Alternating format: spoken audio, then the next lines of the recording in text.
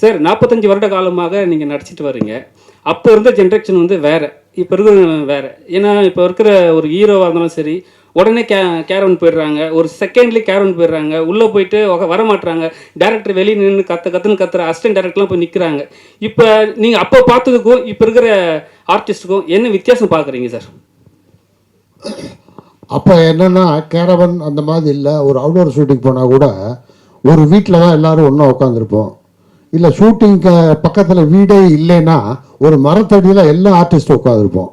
அப்போ அங்கே என்னன்னா எல்லா விஷயங்களும் பேசுவோம், அரட்டை அடிப்போம், எல்லா விஷயங்களும் பேசுவோம்.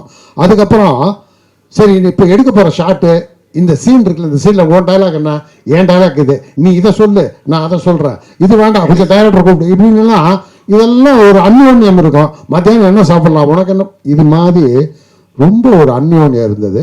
அது இப்போ குறைஞ்சிருக்கு. அது வந்து இப்போ குறைஞ்சிருக்கு. இப்போ வந்து என்னென்னா தனித்தனியாக இருக்கும். ஆனால் ஒன்று, விஞ்ஞான வளர்ச்சியில் வந்து பல விஷயங்கள் வந்து கொஞ்சம் தவிர்க்க முடியாத சில விஷயங்கள் இருக்கும். ஆனால் அதனால் எந்த வகையும் சினிமா வந்து இறங்கிருச்சு அப்படின்னு சொல்ல முடியாது. சினிமா பிரமாதமாக இருக்குது. சினிமா இன்னைக்கு முன்னேற்றமாக இருக்குது. அன்னைக்கு நாங்கள்லாம் ஒன்றா இருந்ததுனால பிரமாதமாக நடித்தோம். இன்னைக்கு எல்லாம் கேரவன்லேருந்து வர்றதுனால நடிப்பு கம்மியாக இருக்குன்னு சொல்ல முடியாது. பின்னி எடுக்கிற நடிகர்கள்லாம் வந்துட்டாங்க.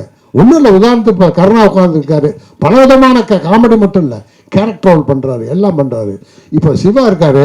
சிவா எனக்கு தெரிஞ்ச சிவா இல்லை, சினிமாவில் ஸ்க்ரீனில் பார்க்காத சிவா இருக்கார்ல, அவர் ஒரு அற்புதமான நடிகர், ஒரு சீரியஸ் நடிகர். அதுக்கான சில காட்சிகளை நான் ஒரு படத்தில், சலூன் படத்தில் பார்த்தேன்.